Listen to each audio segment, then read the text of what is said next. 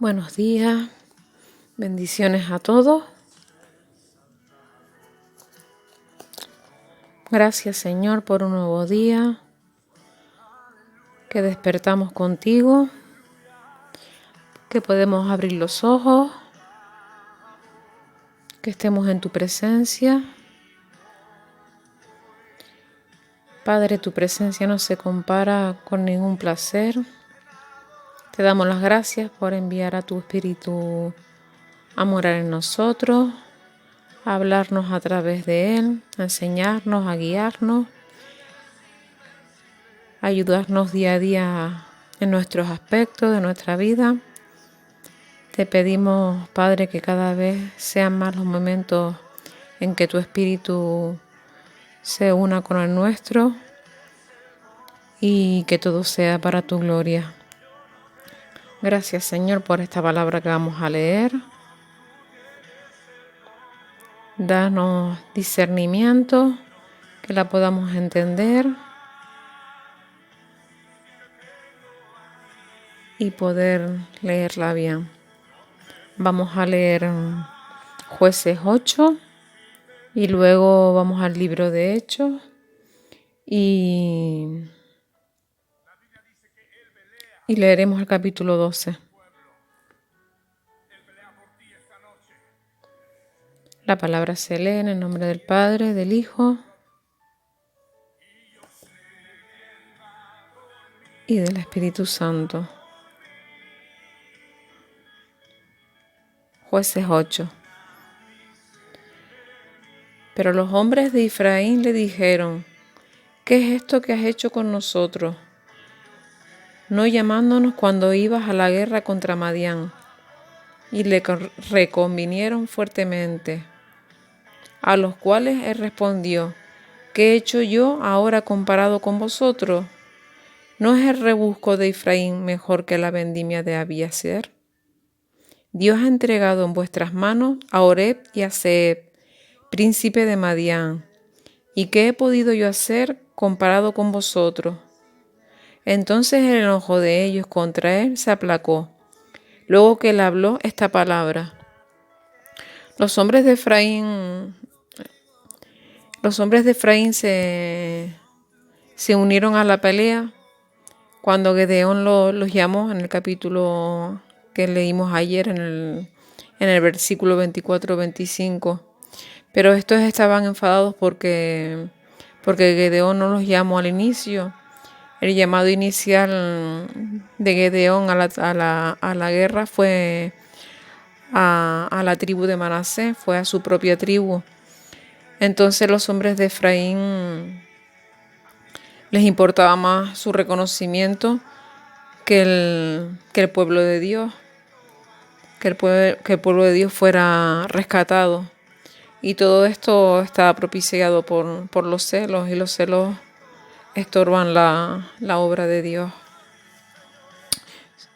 Sigo con la palabra. Y vino Gedeón al Jordán, y pasó él y los 300 hombres que traía consigo, cansados, mas todavía persiguiendo. Y dijo a los de Sucot: yo os ruego que deis a la gente que me sigue algunos bocados de pan, porque están cansados, y yo persigo a Seba y a Salmuna, reyes de Madián. Y los principales de Sucot respondieron: ¿están ya Seba y Salmuna en tu mano, para que demos pan a tu ejército? Y Gedeón dijo: cuando Jehová haya entregado en mi mano a Seba y Salmuna, yo trillaré vuestra carne con espinos y abrojos del desierto. De allí subió a Peniel y le dijo las mismas palabras, y los de Peniel le respondieron como habían respondido los de Sucot. Y él habló también a los de Peniel diciendo: cuando yo vuelva en paz, derribaré esta torre. Y Seba y Salmuna estaban en Carcor, y con ellos su ejército como de 15,000 hombres, todos los que habían quedado de todo el ejército de los hijos del oriente, pues habían caído 120,000 hombres que sacaban de espada. Subiendo pues Gedeón por el camino de los que habitaban en tiendas al oriente de Nova y de Gobea atacó el campamento, porque el ejército no estaba en guardia.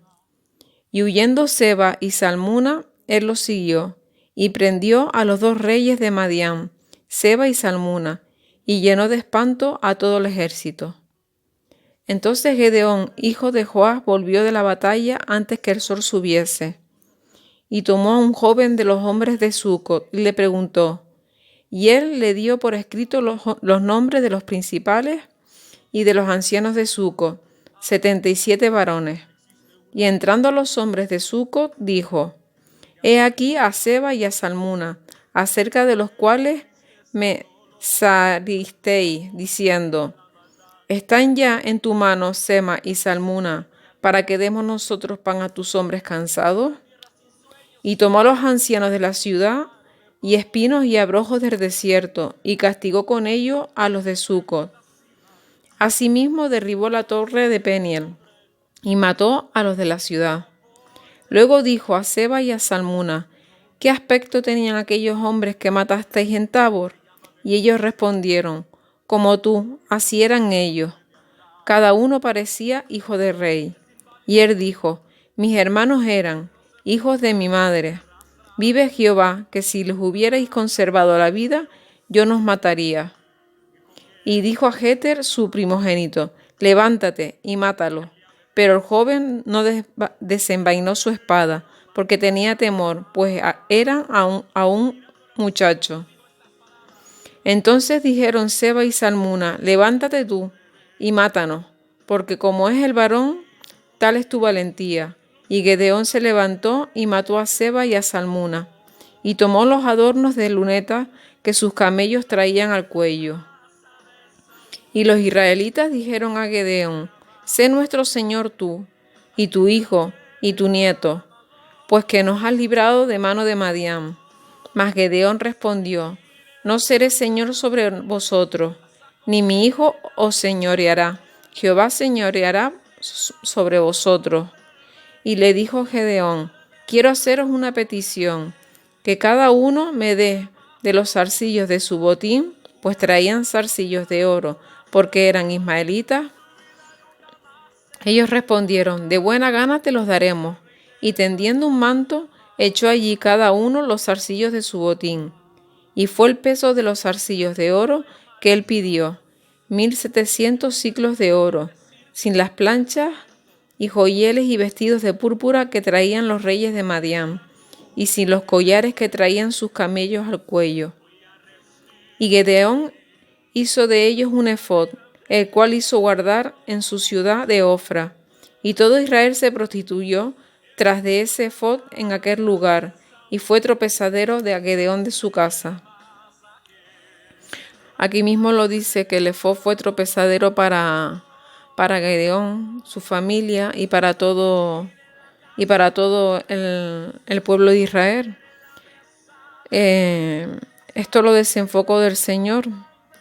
En Éxodo 20:25 Dios ordenó que sus altares fueran hechos de piedra, de cantera, para que no se enfocaran en la belleza de la obra de la piedra tallada. Entonces, no sé, quizás sea más fácil el honrar a Dios en una acción valiente, en un corto tiempo, que de una batalla, en una batalla corta, que lo que es honrarle en el diario vivir. Eso requiere de valentía, y aquí estamos viendo cómo Gedeón se va a echar a perder, ¿no? Y la verdad que fue una pena. Sigo con la palabra. Así fue subyugado Madián delante de los hijos de Israel, y nunca más volvió a levantar cabeza, y reposó la tierra 40 años en los días de Gedeón. Luego Jerobaal, hijo de Joás, fue y habitó en su casa, y tuvo Gedeón 70 hijos que constituyeron su descendencia, porque tuvo muchas mujeres. También su concubina que estaba en Siquem le dio un hijo, y le puso por nombre Abimelech. Y murió Gedeón, hijo de Joás, en buena vejez, y fue sepultado en el sepulcro de su padre, Joás, en Ofra de los Abiezeritas. Pero aconteció que cuando murió Gedeón, los hijos de Israel volvieron a prostituirse, yendo tras los Baales, y escogieron por Dios a Baal-Berith.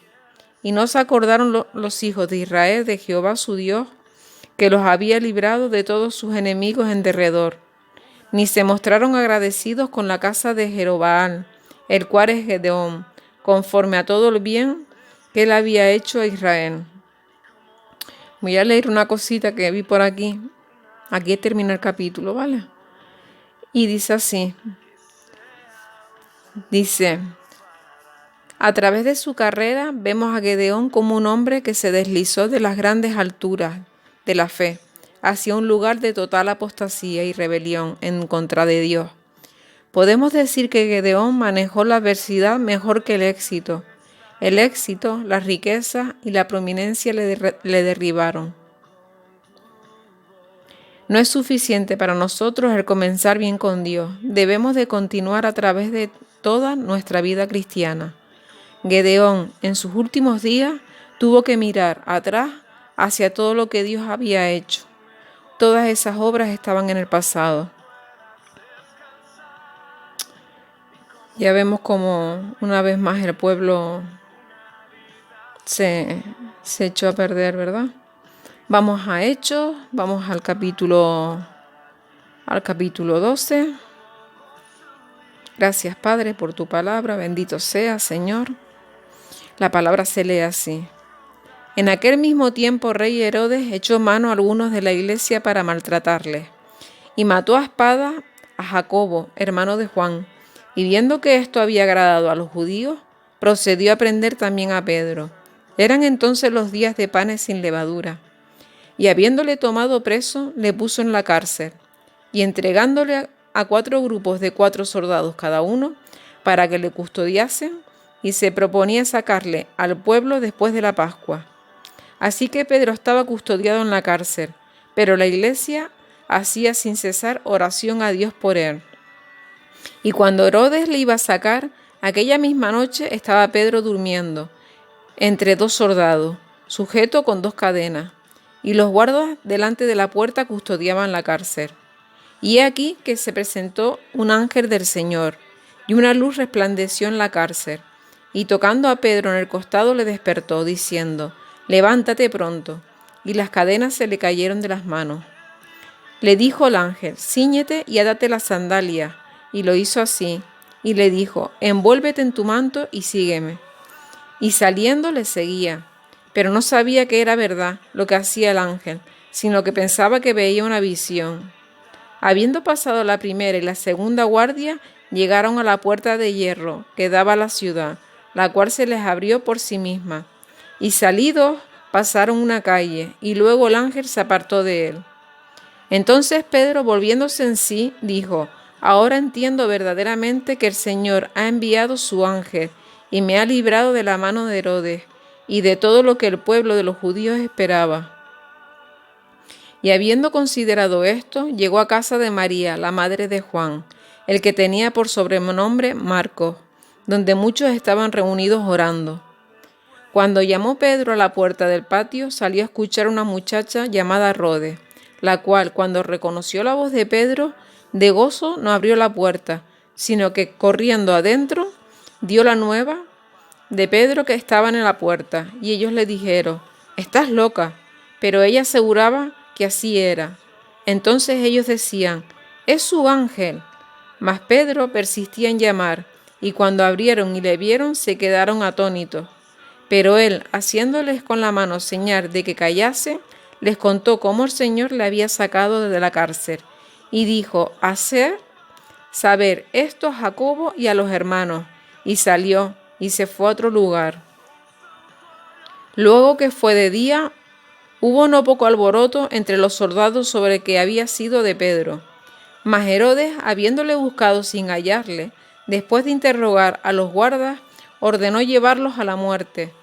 Después descendió de Judea a Cesarea y se quedó allí. Y Herodes estaba enojado contra los de Tiro y de Sidón, pero ellos vinieron de acuerdo ante él. Y sobornado Blasto, que era camarero mayor del rey, pedían paz, porque su territorio era abastecido por el rey. Y un día señalado, Herodes, vestido de ropas reales, se sentó en el tribunal y les arengó. Y el pueblo aclamaba gritando, voz de Dios y no de hombre. Al momento un ángel del Señor le hirió, por cuanto no dio la gloria a Dios, y expiró comido de gusanos. Pero la palabra del Señor crecía y se multiplicaba, y Bernabé y Saulo, cumplido su servicio, volvieron a Jerusalén, llevando también consigo a Juan, el que tenía por sobrenombre Marcos. Aquí vemos como lo importante que es el poder de la oración. No hay nada mejor que orar y orar. Hermanos, que tengan un buen domingo, bendecido día y que el Señor les acompañe. Hasta mañana.